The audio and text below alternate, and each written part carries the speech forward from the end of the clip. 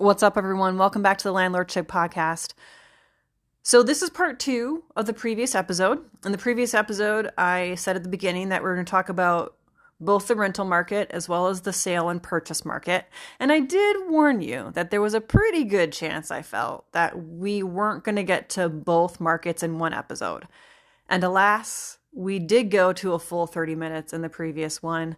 I don't really like my episodes going more than 20 to 25, and I put the hard stop at 30 minutes, and we went to the full 30 minutes last time.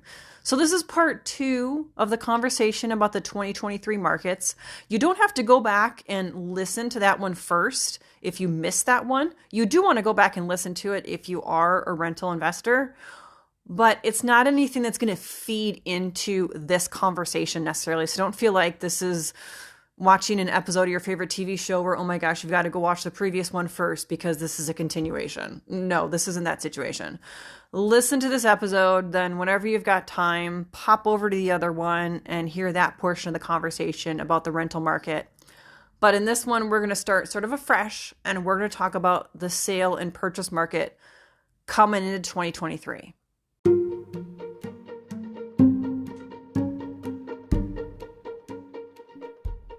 Building a real estate portfolio is as much about buying properties as being a de facto entrepreneur. I'm Karina Ufinger. I'm a multi-property investor, rental management company CEO, and also a landlord coach. I'm going to show you the systems and knowledge you need to thrive as a real estate entrepreneur. From your first property purchase to building a portfolio of passive income where you work less than 5 hours a week, you'll learn the essential information and skills to build a profitable portfolio and live the life you truly want. Whether you are well on your journey or just starting out, you're in the right place. Welcome to the Landlord Chick podcast.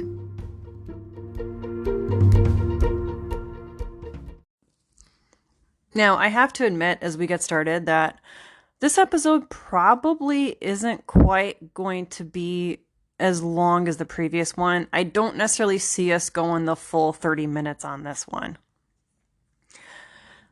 More or less because, honestly, I feel like there's a lot more stuff that kind of plays into real estate when we're buying and selling, but also we have a lot more in our tool belt as far as how to capitalize on making a purchase in this sort of market. And also, honestly, when it comes down to it, buying and selling, there's opportunities in almost any market to do either of them. It's just how you approach it that kind of makes the difference on how successful you are.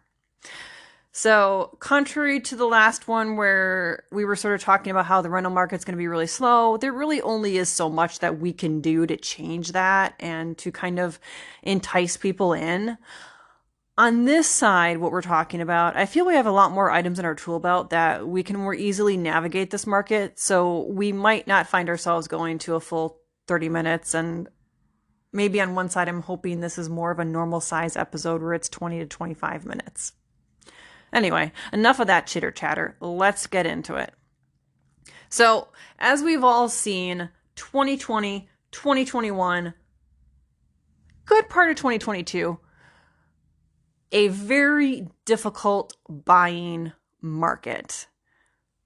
We've had this conversation on here before over the past 2 years or so about, putting your first child up for sale. Not really, by the way, but putting your first child up for sale to secure a property. We've talked about how, you give away your inheritance to buy a property. We've talked about that. What we're seeing now is we're seeing a shift in the market. That correction that needed to come at some point is starting to come. Unfortunately, not everyone's gotten the memo. And this is where we get into the tricky part of this. So we've had this market where there have been a ton of buyers, whether you're looking at residential as a primary home purchase or you've been looking at investments. Either side of the fence, we've all had a lot of competition the last 2 years or so. A lot of competition.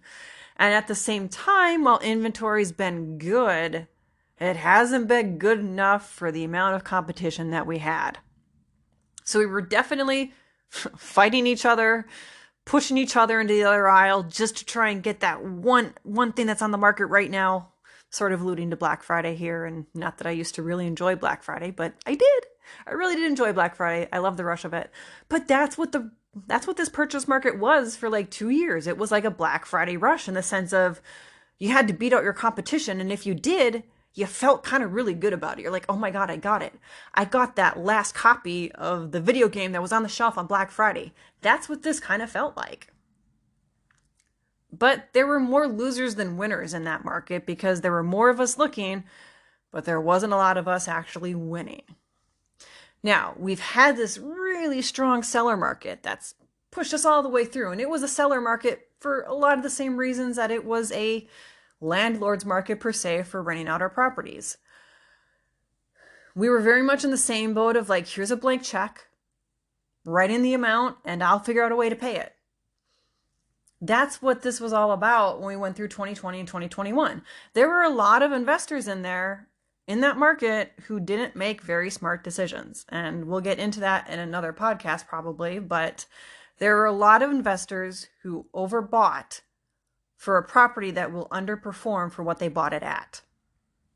Now, that aside, let's talk about where we're going in 2023. Well, that correction is starting to happen. But as I said, there's a problem with this correction. The problem with the correction is that the sellers aren't necessarily getting the memo. Now, we have to talk about where this correction is coming from to understand why it's important that sellers aren't getting the memo. See, we have had interest rates that have been historically low recently. Over time, interest rates have begun to go up. And most recently, we've begun to see some of the higher interest rates we've seen in at least 3 years. Now, because of that, we're seeing this slowdown. We see people putting the brakes on buying because interest rates are going so high. Not quite the highest they've ever been, but they're definitely high for what we've been used to in our recent short-term memory, even looking a couple years before 2020. So these interest rates are going up, but yet I said there's this disconnect. Sellers aren't getting the memo. The sellers that are on the market right now, I would say a fair amount of them have not gotten the memo that interest rates are going up, which means that our payments are going up as a result of that, which means as investors especially, we can't necessarily pay what we used to because then the property isn't going to cash flow. It's a really important concept there. Interest rates are going up. Our payments for our mortgages are going to be more because interest rates have gone up. We aren't necessarily able to get a net income if we're still paying the same price as we did with the lower interest rates that happened in 2020 and 2021. There's where a little balance comes into play. There needs to be balance between those two to have a market that makes sense and to have a market that is at least tenable for buyers, and you would argue for sellers too, so they could actually sell their property. So what we have right now is we have people on the market that are like, oh my gosh, this is a great time to sell. I was waiting. I don't know why I was waiting, but you know what? Let's just go ahead and do it. So they put their property on the market. They went ahead and looked at the previous history that the real estate agent brought to them, or they searched for themselves, and they're like, you know what?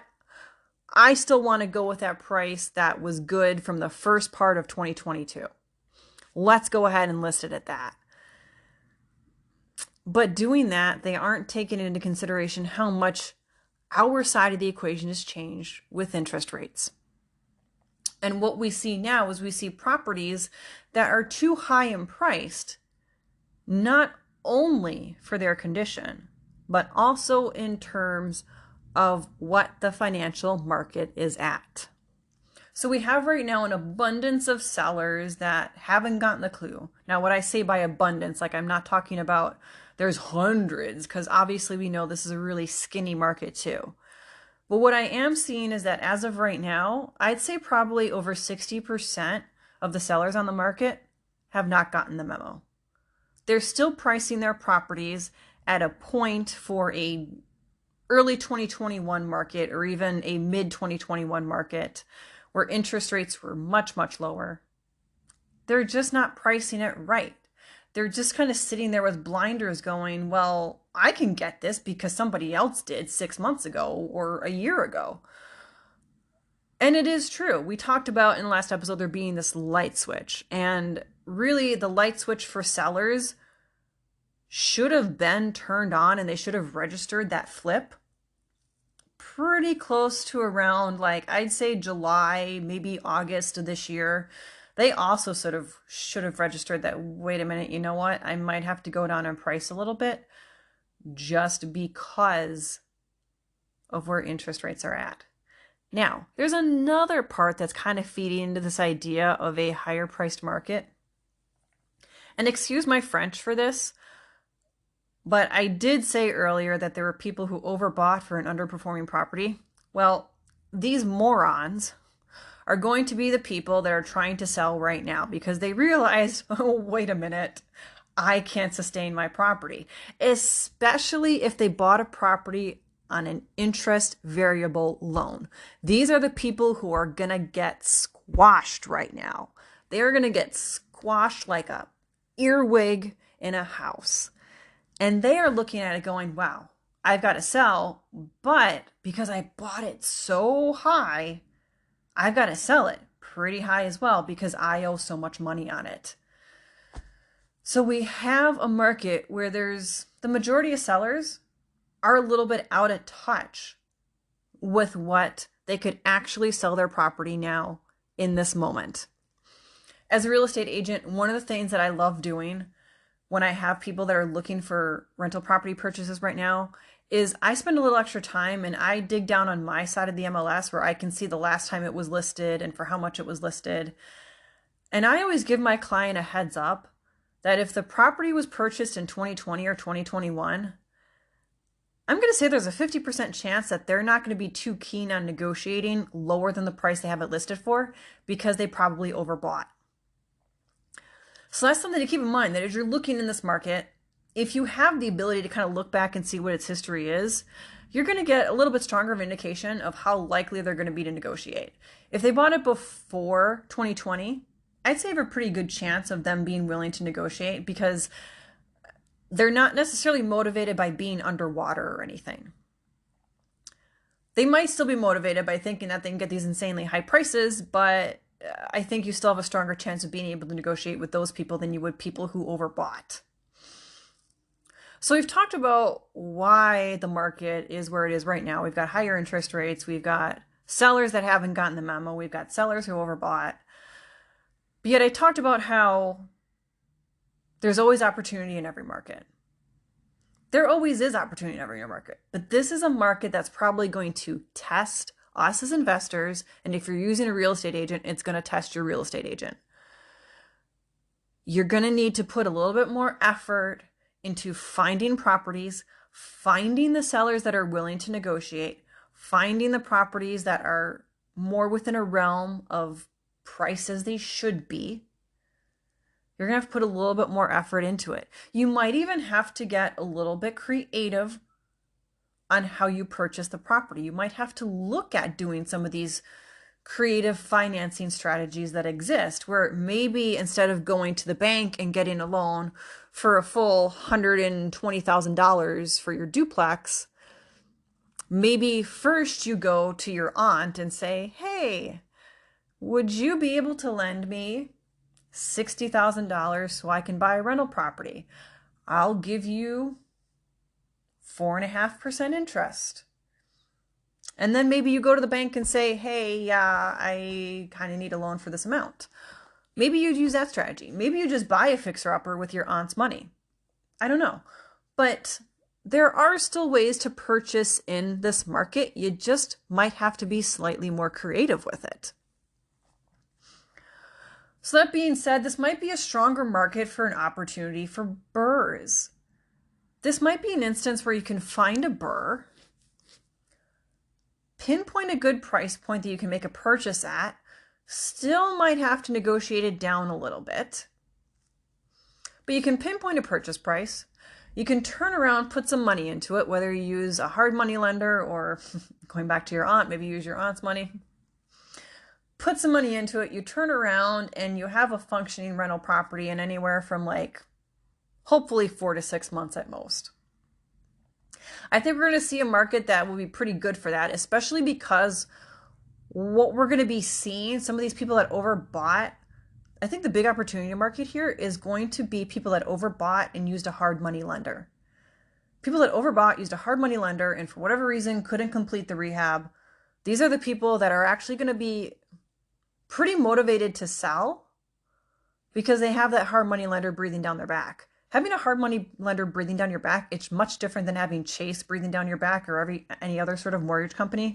Like, the threat is real with a hard money lender. That's all I'm going to say about that. Like, it's like a dragon breathing down your neck, really. So for that reason, we might see this return of the burrs that were purchased in 2021 or 2022 that didn't get completed. And they might be more motivated to kind of reduce their price and be like, okay, you know what, we really got to get rid of this. The other thing is there are still quite a few burrs, not just in my markets, but in other markets that didn't sell through 2021, 2022, and they're still sitting there on the market. Now, they might be sitting there because somebody doesn't necessarily have to offload it. But that's not to say that those properties shouldn't be looked at or considered, because what's the harm? What's the harm in you devoting an hour to go see it, run a quick scope of work, run your numbers, and then create an offer and send it over and be like, hey, I know you have it listed for $93,000, but would you be willing to do $85,000 right now? Would that be amenable to you? Because the other thing you have to consider is that just like a rental property, when a purchase property stays on the market for X number of days, there are some people that just automatically discount it and say, no, I don't want to look at it. It's been on the market for 150 days, so obviously it's just really bad and I shouldn't bother looking at it. Maybe it just never found the right person. And in a market where we had so many people trepsing through properties and it was hard to maybe get showings, so on and so forth, maybe it's a property that is a solid property for you, but there weren't very many people of your type that were able to go through it and view it. So this is going to be a difficult market coming in 2023. We're going to have to put some effort into it. We might have to get creative with how we purchase it. We might have to go more to the burr side. We might have to just be really patient. But there's still going to be opportunities in this market. But this is going to be more of a make your opportunity sort of market. Now, I know some of you would be questioning me like, hey, wait a minute. What do you mean there's burr opportunities right now when interest rates are so high and all this other stuff? Here's what I can say about burrs right now. If you can get a burr and you can line up your money either through private money or hard money, you make your repairs, you rent it for a good solid rate, you will have the ability to finance out and still make money. But the key is making sure you control your costs. I think that's more important than ever before. Controlling your costs and making sure that your value is properly calculated for when you finance out is going to be crucial, absolutely crucial in this market. I think it's also going to be important to understand where you need to be with your interior improvements.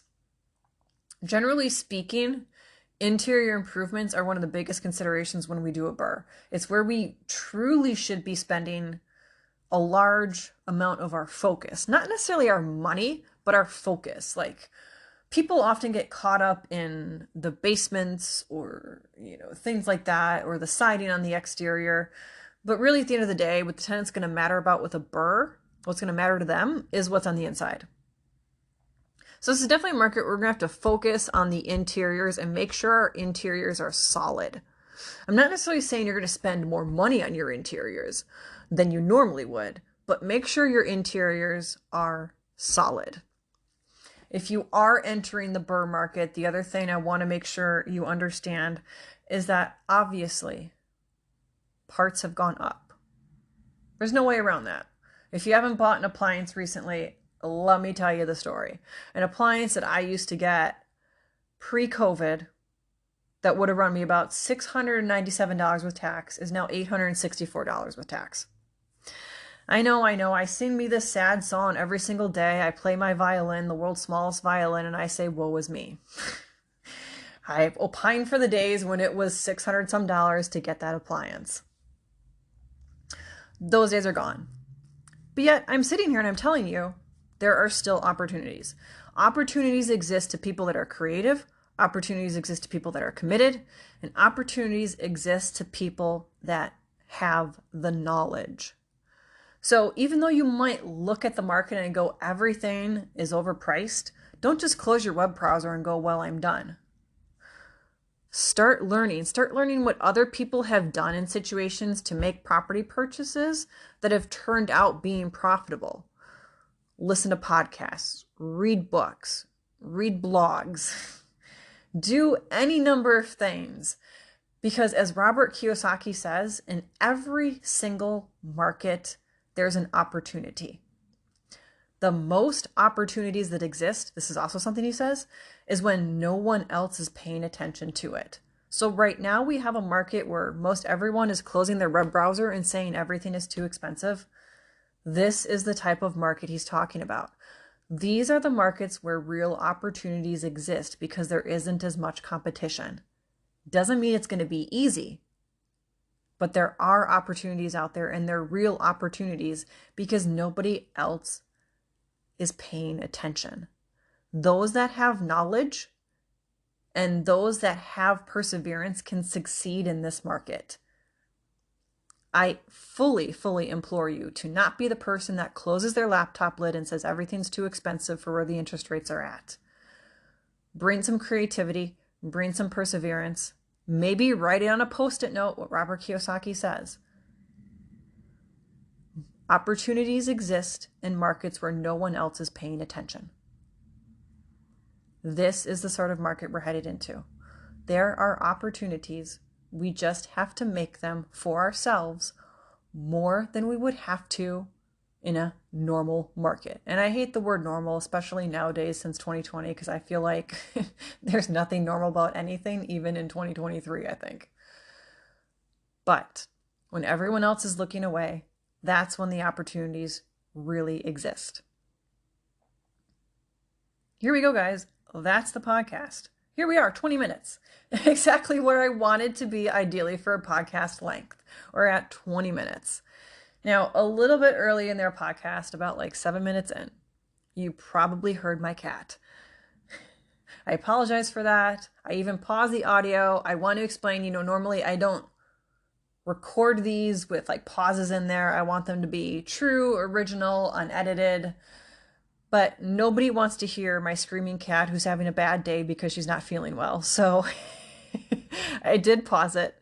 So hopefully you weren't too annoyed by that. I hope you understand. If you're new to this, like I said, I try and run all the way through without any pauses, without any editing. Like, I like this being authentic, original, 100% me. But I don't think anybody wants 100% of my cat screaming in the background of a podcast. So next time I will record when Ms. Tabitha is having a better day and she's feeling better. And I won't have to pause.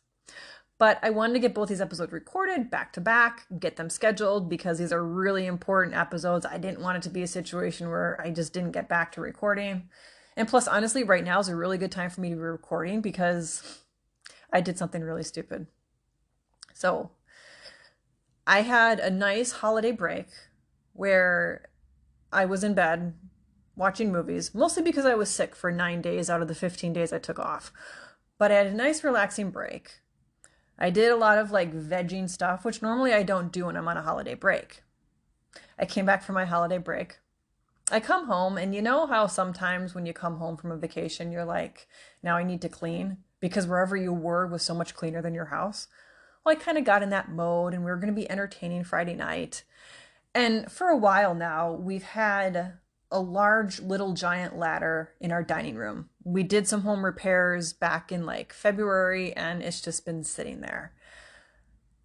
And normally this is something my husband would move, but his back's been kind of bad for a while. And I just looked at it and went, you know what? If you want something done, you got to do it yourself, apparently.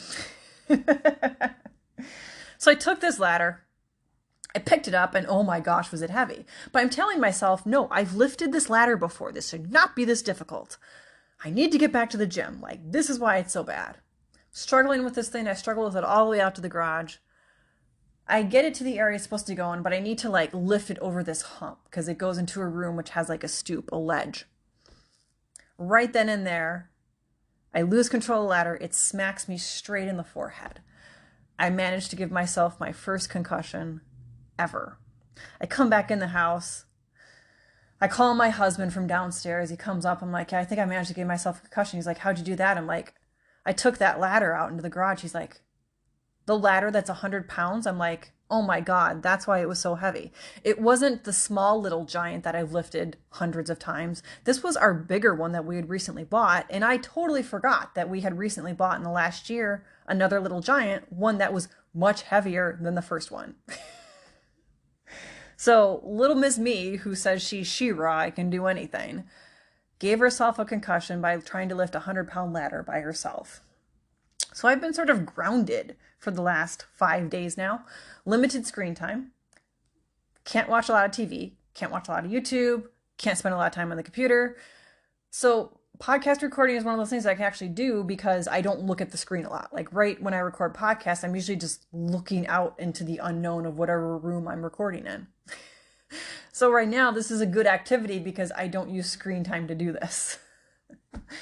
But I guess the more you know, children, don't try and lift a 100-pound ladder by yourself and never be afraid to ask for help, which is a lesson I have to learn on the personal side of my life. I have no problem asking for help professionally, but I'll tell you, there's something about asking for help personally that kills a little bit me on the inside. And I've been working on this. I have been trying to work on this, but definitely after last week, Thursday, I'm going to try a little bit harder at working on asking for help. All right, guys, I hope you have a better week than what I have had the last week. And I will see you for the next episode.